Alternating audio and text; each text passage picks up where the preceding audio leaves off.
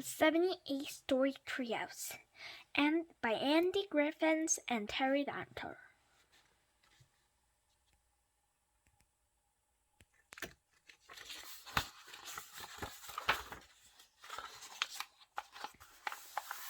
Chapter 1, The 78 Story Treehouse. Hi, my name is Andy, and this is my friend Terry. We live in a tree. When I say tree, I mean tree house. And when I say tree house, I don't just mean any old tree house. I mean a 78-story tree house. It used to be a 65-story tree house, but we've added another 30 stories. So what are you waiting for? Come on up. Terry, are you there? Andy, is that you? It's got a drive-through car wash that you can drive through with the windows open and roof down. A combing machine, fridge bear, want a pig noise? Chirp! Terry, you idiots! Meow! Arf! Arf! A not so tightrope. Shut! Stupid hackbirds! Hold still, Andy.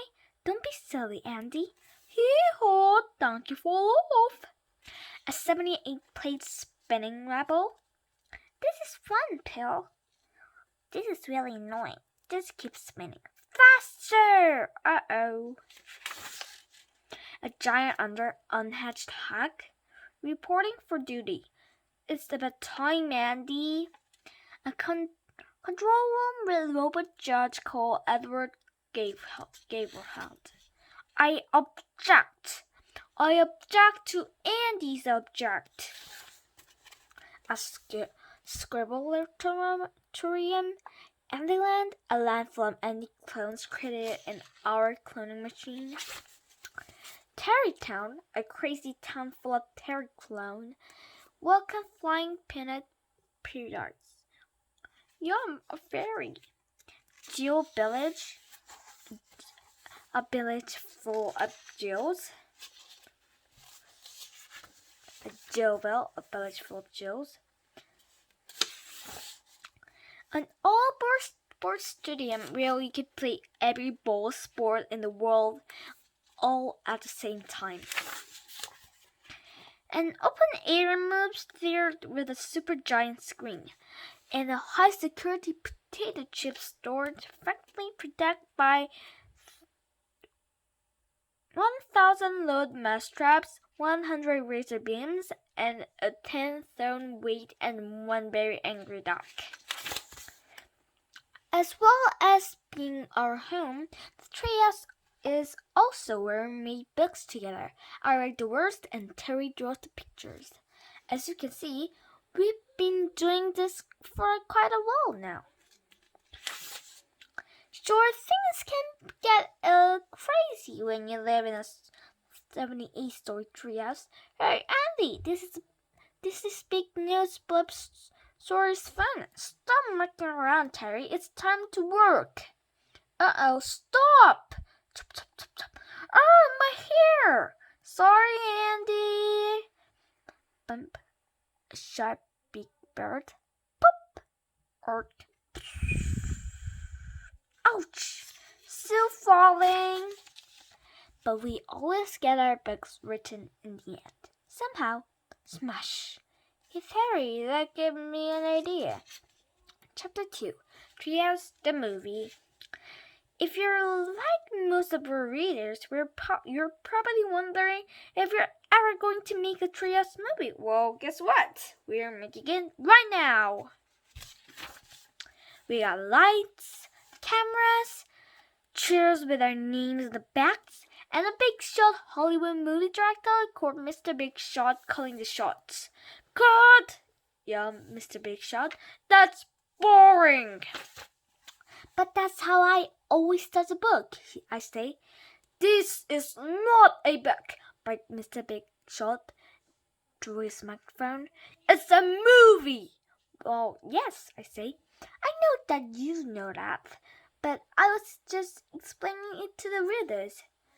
Readers? barked Mr. Big Shot. "I'm not interested in readers. I'll make movie fans who want action, excitement, the thrills, not talking. Who are you, anyway?" "I'm Andy," I say. "I'm the narrator." "Narrator?" said Mr. Big Shot. We don't need a real narrator, but I'm also one of the main characters." Said Mr. Big Shot, frowning. "What about the other guy, the funny one with the curly hair? Where is he?" Here it comes now," I say, as Terry runs out the set with his pants on fire. "Arrgh!" The day Terry ran onto set with his pants on fire. "Get out of my way!" said Terry, running between me and Mr. Big Shot. He reaches the edge of the deck and leaps off. "Did he just jump into the shark tank?" says Mr. Big Shot. "Yup," I say. That's Terry for you." We peer over the edges. "Are you alright?" shouted Mr. Big Nose. "Much better now my pants are on fire," said Terry. "But you're in a tank full of man-eating sharks," says Mr. Big Shot. "Yikes," says Terry. "I meant to jump in the swimming pool." Terry swings to the side of the tank and tears to come out. He's fast, but one of the sharks is faster. It surged up behind him, opened its enormous mouth, and chopped down on Terry's fishy brown behind. Zap, zarp, zeep! The electric shark spits Terry out with such a force that he flips up into the air and lands forward on the deck in front of us. "That was electrifying," said Mr. Big Shot. "Here, let me help you up." He reached down and grabs Terry's hand. Jap, jarp, jeep. The electric shocks sent Mr. Big Shot flying backwards. He crashed into one of the camera and then falls to the ground. "Sorry," says Terry. "I must still be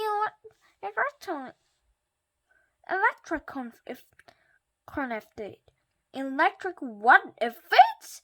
says Mr. Big Shot. "Well," says Terry, "I used the coming machine to crush an electric eel with a unicorn. It made an electricorn." But then a bolt of lightning shot up the electricorn's horn. It hit the back of my pants, and they caught on fire. Mr. Big Shot rolls with laughter. "What's so funny?" says Terry. "You are," said Mr. Big Nose. "You will laugh, Wyatt. This will make a great opening sequence for the movie." "But I always do the opening squirts," I say. "In the book, yes," said Mr. Big Shot. "But this is not a book. This is a movie, and Terry is going to be the star." "Me?" says Terry. "A movie star?" "Him?" I say. "A movie star? But what about me?" "I already told you," said Mr. Big Shot. "We don't need a narrator." He turned his attention back to Terry. "Is that electricorn still there?" "Yes, I guess so," says Terry. "Well, what are we waiting for?" said Mr. Big Shot. "Come on, everybody, except for Andy. Let's go and flame Action Man." Chapter 3. Spin, spin, spin. Fine. So Mr. Big Shot doesn't want me in the movie. I don't care. It's not like I haven't got more important things to do. The giant attached ass, for instance. It's not going to hatch itself. I better go and sit on it right now. I don't mind. This is important work. Much more important than making some dumb movies. Hang on. That's a weird noise. It sounds a bit like Jules and an electric space animal rescue service returning through the Earth atmosphere. Whoosh, purr, Jill in her electrical space animal rescue service. Hi, Andy, says Jill. I just got back from the moon. I had to rescue some mice whose rocket crashed while they were on a cheese-seeking mission. It doesn't seem to matter how many times I told them the moon is not made of cheese. They're just not listen. Yeah, well, I'm doing some pretty important work here too, I say. I'm helping to hit this giant unhatched egg to hatch. That's great, says Jill. I can't wait to see what comes out. Me neither, I say. Where's Terry? Says Jill. This was the film crew. They're making a treehouse movie. Wow, says Jill. How comes you're not there? I sighed. The Big Shot Hollywood director, Mr. Big Shot, said he didn't need the narrator. Isn't it called voice cover when it's in a movie? Yeah, well, whatever it's called, Mr. Big Shot didn't want it. That's so bad, says Jill. Still, a movie that's pretty exciting. I guess so, I say. If you like electricons, that's it. Electricons? Says Jill. Yeah, I say. Terry used an climbing machine to come an electric eel with a unicorn. That's a filling rig and enactment. This I've got to see, says Jill. Good luck hatching the giant unhatched egg, Andy. Thanks, Jill, I say, but she doesn't hear me. She's already gone. Never mind, I'll show him. A giant unhatched egg is more exciting than a stupid old electricon, and it could hatch any minute now.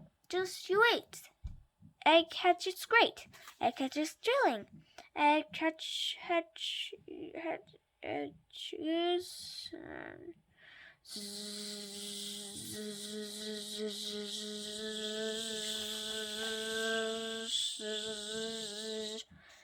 Ring, ring, ring, ring, ring, ring, ring, ring.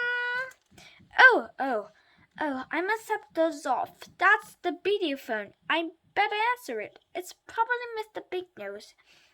Hi, Mr. Big Nose, I say. I guess you're calling about the bugs.